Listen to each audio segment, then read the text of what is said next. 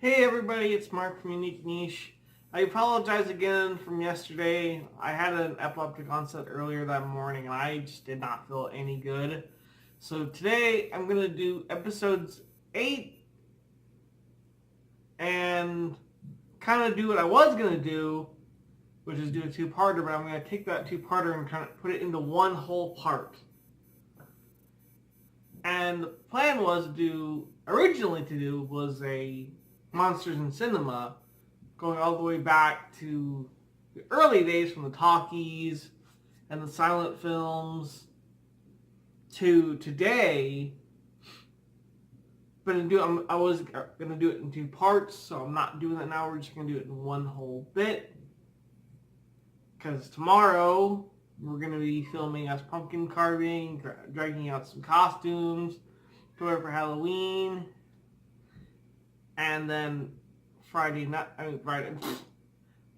Wednesday night, we're going to go out into the streets and say hey to people and hand out trick-or-treating, which I don't think we're going to film because we don't have any consent of the people. So what we'll just do is just film us and just try to have some fun with it and do some stuff before the candy goers come in and whatnot.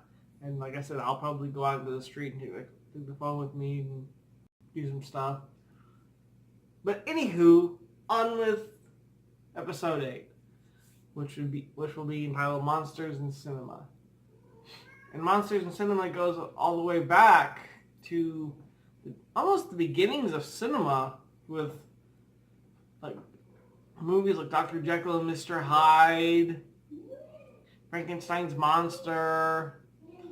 I talked about Dracula in pop culture in in the vampires video, and again, Dracula in 1931 was very popular and still is very popular for its time, as well as other movies like Werewolf, Mummies, Frankenstein's monsters movies, even movies where they all meet each other, like Frankenstein meets the Mummy, or Dracula's Castle, or other movies of that variety, which is the early 1930s and 40s kind of movies, where you had a lot of the Universal monsters kind of getting mixed and mashed together to kind of, have more of a low budget, but yet at the same time, high numbers, quality type of film. And that kind of went into the 50s, but in the 50s, more aliens started getting involved.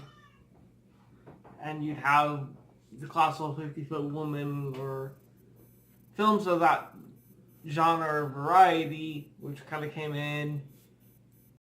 And more of the classic horror monsters kind of faded out a little. But they were still there, but they were kind of faded out to more some of the more modern sci-fi elements. But then in the 60s, they kind of came back with a boom, especially from England with the Hammer films and the Christopher Lee movies. I mean, they just came out one right after another.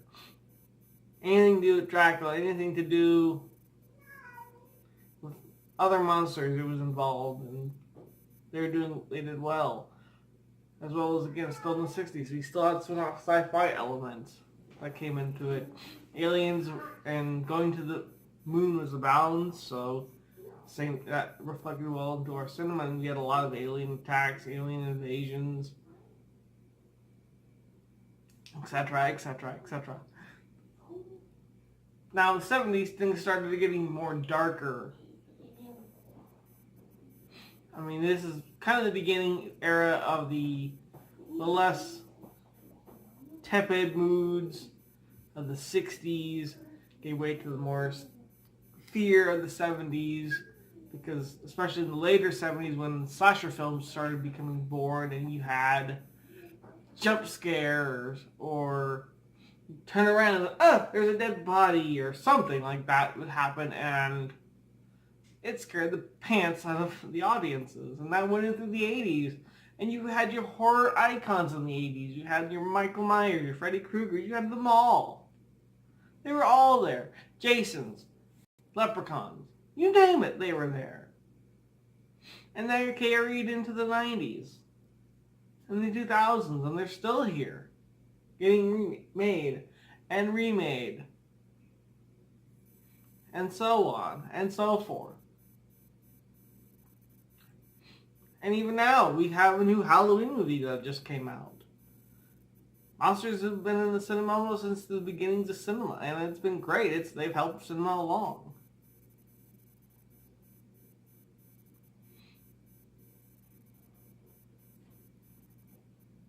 And before I kind of wrap up, I know this is kind of a short episode, and I apologize. I probably should have went into more in-depth and detail than I did. But as I said, I wasn't feeling good, and like I said, this was originally planned on doing a two-parter into this. That way I would get more time to do more studying and boning out, but I didn't get to really do it because of the seizure and the fact that I was recovering on Saturday, and I apologize gravely for that, from everything. But I did want to talk a little bit about monsters I didn't get to really talk about from the vampires and werewolves and mummies episodes. Some other monsters I really didn't get their due. And those are kind of like your ogres, your hobgoblins, your onis, dragons, demons, all these other monsters. And not only just in cinema, but also just in folklore. Because I don't think I really got the chance to sit down and talk about them, especially as much as I would love to. If this was more than a 10-part series, I probably would have spent more time talking about them and going into them, and because they're just an integral part of, being scared as well as being told how to live and how to breathe and how to how not to get killed as anything else we do in this world. But again, I want to thank everybody for watching tonight, and I hope you all are going to have a great Halloween. I know we're going to. And also, remember, monsters are out there. You never even know. There might be a monster sitting right beside you.